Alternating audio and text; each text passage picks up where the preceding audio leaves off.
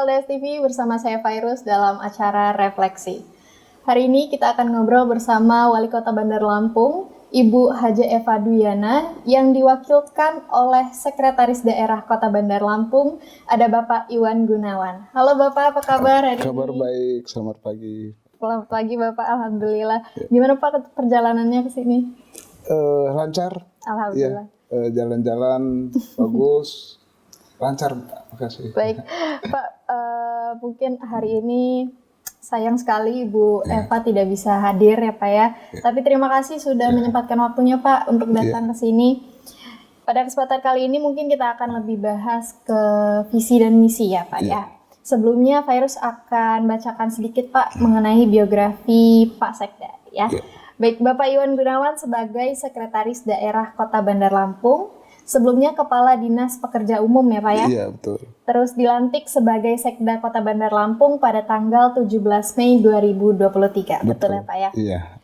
Baik, Pak sebagai Sekretaris Daerah ya Pak ya, tentu pasti akan mengetahui visi dan misi dari pemerintah Kota Bandar Lampung. Boleh Pak dijelaskan sedikit Pak? Terima kasih pemirsa Lampung Digital TV yang kami hormati. Pertama-tama saya menyampaikan permohonan maaf Ibu Wali Kota tidak dapat hadir secara langsung dan beliau mengamanahkan kepada saya untuk hadir di sini. Salam hormat untuk seluruh keluarga besar LDS TV ini dari beliau ya. Terima kasih Pak. Nah, berdasarkan Perda nomor 1 tahun 2021 tentang RPJMD Kota Bandar Lampung tahun 2021 sampai 2026 itu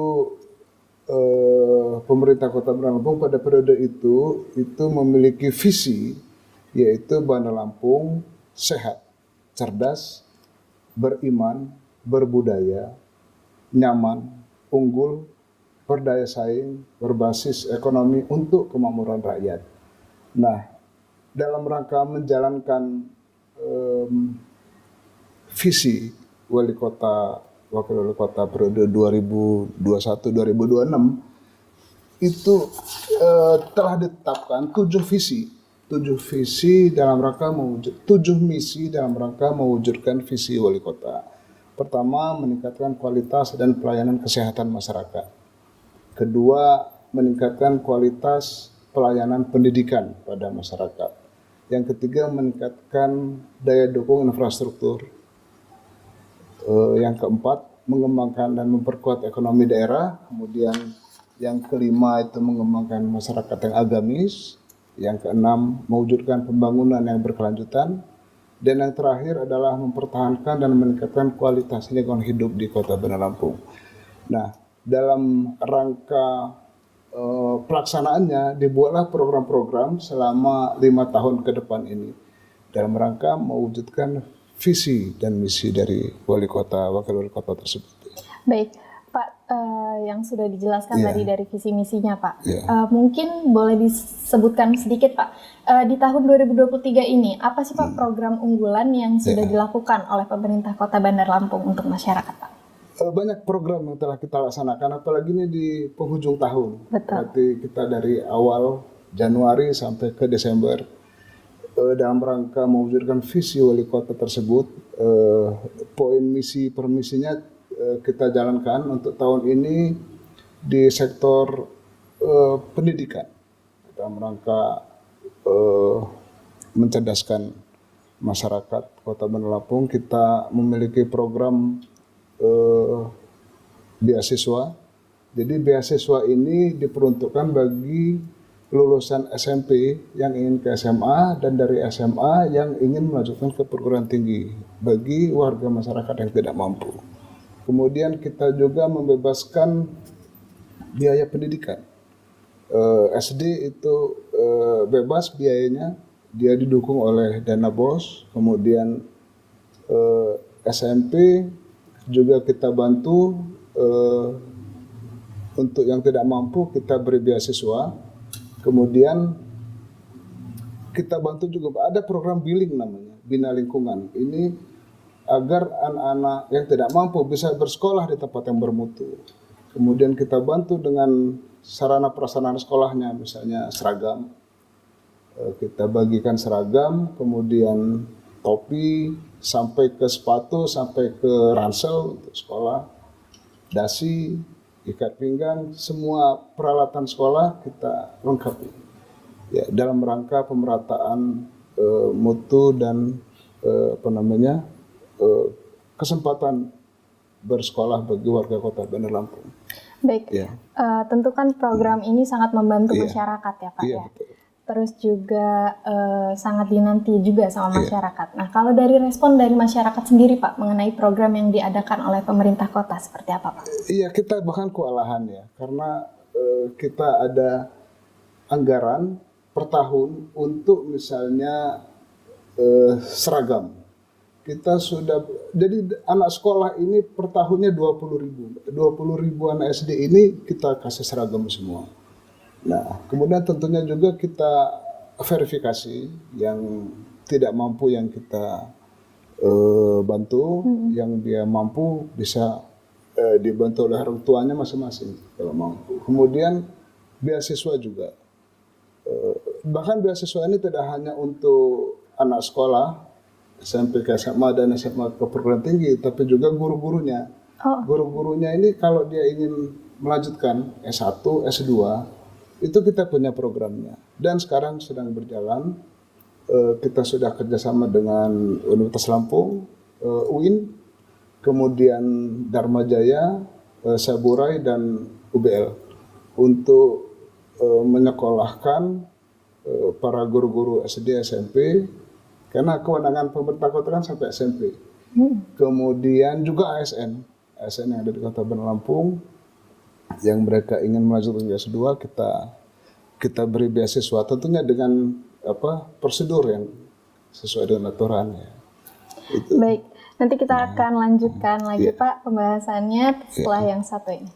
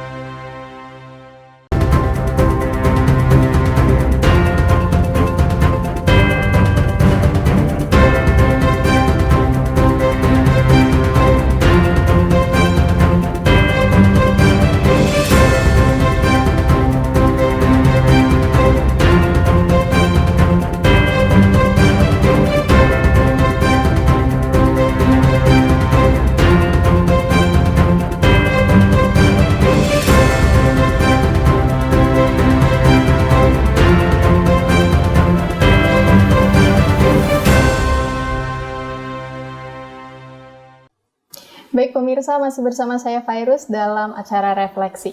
Dan masih bersama Pak Iwan Gunawan, Sekretaris Daerah Kota Bandar Lampung. Pak, tadi kan kita sudah membahas sedikit mengenai program yang ada dari pemerintah Kota Bandar Lampung ya Pak. Terus salah satunya juga kan untuk program pendidikan yang ada gitu. Nah, boleh Pak dijelaskan sedikit mengenai program pendidikan untuk disabilitas Pak? Iya.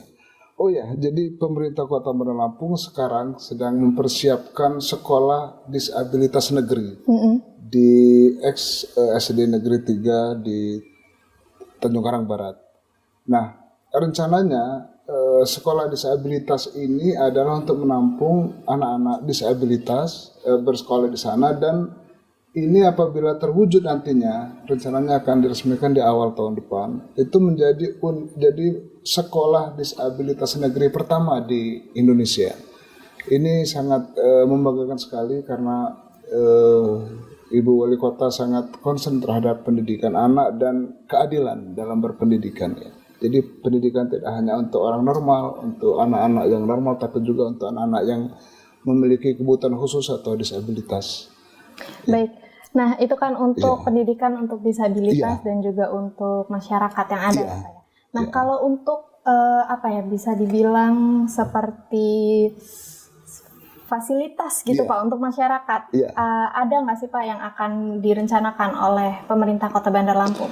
Di bidang pendidikan kita banyak membangun infrastruktur pendidikan seperti sekolah-sekolah kita bangun. Kemudian pada tahun 2024 kita berencana akan membangun perpustakaan 5 lantai di Jalan Pramuka di ujung di seberangnya flyover Kemiling itu akan kita bangun perpustakaan Kota Bandar Lampung dalam rangka meningkatkan minat literasi bagi masyarakat dan anak-anak di Kota Bandar Lampung ini 2024. Baik, pasti itu sangat dinantikan Pak untuk masyarakat. Tadi disinggung sedikit mengenai infrastruktur Pak yang ada di Bandar Lampung. Boleh Pak dijelaskan sedikit bagaimana sih Pak perkembangan yang ada di Bandar Lampung? Iya, infrastruktur di Kota Bandar Lampung seperti kita ketahui bahwa Bandar Lampung adalah ibu kota provinsi, etalase bagi provinsi Lampung. Orang lihat Provinsi Lampung ya lihat Bandar Lampung kan begitu. Betul. Oleh karena itu kita harus dapat menjamin infrastruktur di Kota Bandar Lampung baik. Kemudian pada tahun ini kita sedang membangun gedung MPP. Jika Bu Virus ini ke kantor Pemkot itu ada bangunan mega 10 lantai yang sedang kita bangun, itu namanya gedung MPP, Mall Pelayanan Publik 10 lantai. Kemudian kita juga sekarang sedang membangun GOR Siger di WH Halim itu ada lapangan sepak bola yang kita bangun untuk menjadi gedung olahraga milik Kota Bandar Lampung. Kemudian kita juga membangun jembatan penyeberangan orang namanya JPO Siger Milenial yang menghubungkan antara pemerintah kota dengan Masjid Al-Furqon. Yang terakhir kita membangun jembatan penyeberangan dari darat menuju ke Pulau Pasaran. Pembangunan jembatan Pulau Pasaran ini kita harapkan di Januari sudah bisa diresmikan oleh Ibu Wali Kota, sementara yang lain itu akan kita lanjutkan pembangunannya di 2024. Kita berharap di pertengahan tahun itu sudah bisa diresmikan, sudah bisa berfungsi ya. Nah, di samping itu kita membangun jalan-jalan lingkungan, ada 200 lebih ruas jalan lingkungan yang kita bangun. Kemudian kita juga membangun beberapa gedung bantuan dari kita untuk pemerintah pusat seperti misalnya gedung Bawaslu, kemudian gedung rumah dinas Kapolda, Danrem dan Dandim juga kita bangun di tahun ini. Demikian. Baik, artinya sangat berkembang dan sangat meningkat ya Pak untuk pembangunan infrastruktur yang ada di Kota Bandar Lampung. Iya, betul. Nah, tadi kan sudah dijelaskan Pak, di visi misi menciptakan masyarakat yang sehat. Iya. Nah, dalam untuk meningkatkan kualitas dan pelayanan kesehatan Pak dari untuk masyarakat, langkah apa saja Pak yang sudah dilakukan oleh pemerintah kota Pak? Iya, Ibu Wali Kota, Ibu Eva Dwiana memiliki program unggulan di bidang kesehatan itu antara lain P2KM namanya, peningkatan pelayanan kesehatan bagi masyarakat Kota Bandar Lampung. Jadi seluruh warga Kota Bandar Lampung yang ber-KTP Bandar Lampung apabila sakit tinggal datang ke rumah sakit, menunjukkan KTP Bandar Lampung dan itu gratis. Jadi biayanya dibayar oleh pemerintah kota dengan beberapa rumah sakit yang bekerjasama dengan pemerintah kota. Nah, yang kedua, kita juga memiliki program ambulans gratis dan mobil jenazah gratis. Jadi apabila kita memiliki KTP Bandar Lampung, keluarga kita kena musibah, tinggal kita telepon. Kita telepon, akan dilayani gratis ya. Gratis tanpa dipungut biaya sepeser pun, itu akan dibiayai oleh pemerintah kota dalam rangka menjamin keadilan dan kesetaraan di bidang pelayanan kesehatan. Itu ambulans dan mobil jenazah. Baik, lalu Ya. untuk program untuk ibu hamil Pak, ada nggak sih Pak dari pemerintah Kota Bandar Lampung? Pak? Ada. Di kita, apabila kita warga Kota Bandar Lampung memiliki KTP atau KK Bandar Lampung, hamil ingin melahirkan, nggak usah pusing, tinggal kita ke rumah sakit, tunjukkan KTP, Dibantu kita ya Pak ya? dilayani dan biayanya dibayar oleh pemerintah kota. Artinya biaya bersalin gratis bagi warga atau penduduk kota. Itu dijamin oleh pemerintah kota. Oke, Ya, Pak. itu mengenai Ya. bidang kesehatan ya Pak ya. Nah, kalau boleh kita tahu Pak, dalam menguatkan ekonomi daerah, program apa sih Pak yang ada dari pemerintah kota? Seperti membantu UMKM, seperti itu Pak? Iya, jadi setelah dunia terkena pandemi COVID, ternyata yang bertahan terhadap gempuran krisis ekonomi adalah UMKM. Nah, potensi UMKM ini besar di Kota Bandar Lampung, sehingga pemerintah kota di bawah kepemimpinan Ibu Eva Duyana mempunyai kebijakan, yaitu pinjaman tanpa bunga untuk UMKM antara 20 sampai 50 juta. Jadi pinjaman tanpa bunga ini untuk meningkatkan ekonomi masyarakat di bidang usaha menengah dan kecil, itu bunganya pemerintah yang bayar. Dan kita juga memiliki pusat UMKM khususnya kuliner di Jalan Gatot Subroto. Kita selenggarakan setiap Sabtu dan Minggu, namanya Pusat Kuliner UMKM Soekarno. Ya. Di situ kita bangun, kemudian setiap Sabtu dan Minggu pagi, kalau Mbak mau belanja di situ murah-murah kok, ramai ya. Baik, Pak, mungkin ini kita akan bahas lagi setelah yang satu ini ya Pak ya. Baik. Nanti kita akan kembali setelah yang satu.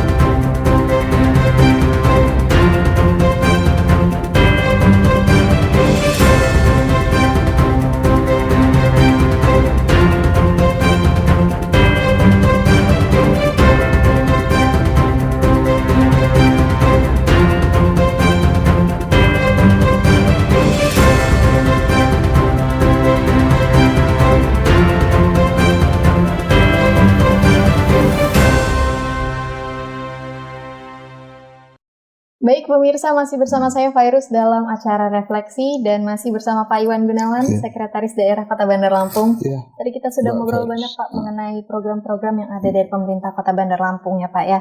Terus juga tadi disebutkan bahwa visi dan misi dari Kota Bandar Lampung itu menciptakan masyarakat yang agamis. Iya, betul. Boleh Pak dijelaskan Pak, ada program apa saja Pak dalam mewujudkan hal tersebut? Ya, terima kasih Mbak Virus. Jadi dalam rangka menciptakan suasana agamis di lingkungan warga masyarakat Kota Bandar Lampung, pemerintah kota memprogramkan beberapa program dalam rangka meningkatkan kesejahteraan sosial dan keagamaan di Kota Bandar Lampung. Kita telah memberangkatkan baru saja 710 warga muslim untuk umroh gratis. Ya, kemudian yang sekarang sedang berjalan ini wisata rohani bagi penduduk warga Kota Bandar Lampung yang non muslim ke berbagai kota tempat mereka berziarah. Kemudian kita juga ada program beasiswa, jadi anak-anak SMP yang ingin melanjutkan ke pesantren, pondok pesantren itu ada beasiswanya juga. Jadi itu Mbak. yang sedang kita laksanakan. Ditambah lagi kita juga memberi bantuan kepada para pengurus masjid, guru ngaji, marbot, kemudian kita juga membantu biaya listrik masjid-masjid yang ada di Kota Bandar Lampung. Baik, artinya kan juga pemerintah Kota Bandar Lampung sangat berusaha untuk adil ya Pak dalam penerapan masyarakat yang agamis seperti betul. itu. Nah Pak, baik kalau untuk misalkan di stunting Pak, berdasarkan data, di angka berapa sih Pak stunting di Bandar Lampung? Dan adakah target dari pemerintah Kota Bandar Lampung untuk penurunan terhadap stunting ini Pak? Iya, terima kasih Mbak. Jadi di tahun 2021 itu angka stunting Kota Bandar Lampung berada di angka 19,4%. Kita berusaha. Jadi di awal kepemimpinan Bunda Eva itu 19,4% berdasarkan data SSGI. Kemudian dalam setahun kemudian disurvei kembali itu terjadi penurunan. Pada tahun 2022 stunting itu turun menjadi 11,10%. Ada penurunan sebesar 8,3%. Kemudian di tahun 2023 kasus stunting di Kota Bandar Lampung tinggal 1,4%. Jadi dalam 3 tahun kepemimpinan ini menurunnya sangat signifikan. Sementara di target pemerintah pusat, target nasional itu kan stunting itu di angka 14% di tahun 2024. Sementara Kota Bandar Lampung tahun 2023 sudah jauh melampaui target nasional yaitu 1,4%. Artinya kan berhasil ya Pak ya dalam betul. penurunan stunting. Stunting ini kan sebenarnya anak kurang gizi. Dalam rangka menghadapi Indonesia Emas 2024, kita pastikan mereka itu dapat bersaing pada tahun-tahun emas tersebut sehingga pemerintah kota sangat concern terhadap hal ini. Baik Pak, terima kasih. Terus mungkin yang tadi kita obrolin hanya program-program yang sudah terlaksana ya Pak ya. Pasti dalam penerapan program itu ada hambatan. Nah, selama tahun 2023 ini Pak, adakah hambatan dalam mewujudkan program-program dan visi serta misi dari pemerintah Kota Bandar Lampung Pak? Iya, kalau hambatan spesifik tidak ada. Tetapi secara umum memang tidak hanya Kota Bandar Lampung, Indonesia dan bahkan dunia baru didera oleh COVID-19 dan di awal kepemimpinan Bunda Eva ini kita baru mulai dari awal, artinya COVID mereda, pembangunan perekonomian mulai meningkat. Nah tentunya peningkatan ekonomi pasca COVID tidak bisa berjalan cepat seperti membalikkan telapak tangan, tapi bertahap. Kemudian yang kedua, pada saat pemulihan ekonomi sedang berjalan, dunia, tidak hanya Indonesia, itu didera inflasi. Tetapi tantangan ini akan kita hadapi bersama-sama dengan masyarakat, pemerintah kota, berkolaborasi dengan seluruh stakeholder, kita hadapi bersama sehingga pembangunan dapat berjalan dengan baik, dengan lancar. Baik, artinya kita juga sebagai masyarakat diingatkan untuk sama-sama berjuang bersama dengan pemerintah Kota Bandar Lampung kita bergerak ya Pak ya. Bersama-sama. Baik. Nah, untuk target di tahun 2024 Pak, boleh dijelaskan dari pemerintah Kota Bandar Lampung? Di sektor pembangunan infrastruktur ada beberapa bangunan yang akan kita selesaikan. Jadi misalnya pembangunan GOR di Wahalim, pembangunan mall pelayanan publik, kemudian pembangunan JPO Sigar Milenial itu akan selesai di tahun 2024. Kemudian kita juga bertekad bahwa tidak ada jalan yang tidak diaspal di Kota Bandar Lampung. Jadi teraspal semua di tahun 2024. Baik, semoga target itu tercapai ya Pak ya. Dan untuk harapan Pak, mungkin dari pemerintah Kota Bandar Lampung untuk masyarakat ke depannya seperti apa Pak? Iya, pemerintah kota berharap dan mengajak seluruh masyarakat, lapisan masyarakat di Kota Bandar Lampung untuk ayo kita bekerja bersama-sama, kemudian kita kompak bahu-membahu dalam rangka membangun Kota Bandar Lampung ke depan, menjadi Bandar Lampung yang lebih baik ya. Baik, terima kasih Pak. Terakhir nih Pak, boleh disebutkan Pak 3 kata untuk menggambarkan tahun 2023 menurut Sekretaris Daerah Kota Bandar Lampung. Ya. Bandar Lampung luar biasa. Oke. Baik Pak, terima kasih untuk waktunya hari ini. Terima kasih. Baik pemirsa, sekian refleksi pada hari ini. Saya Fairuz, terima kasih dan sampai jumpa.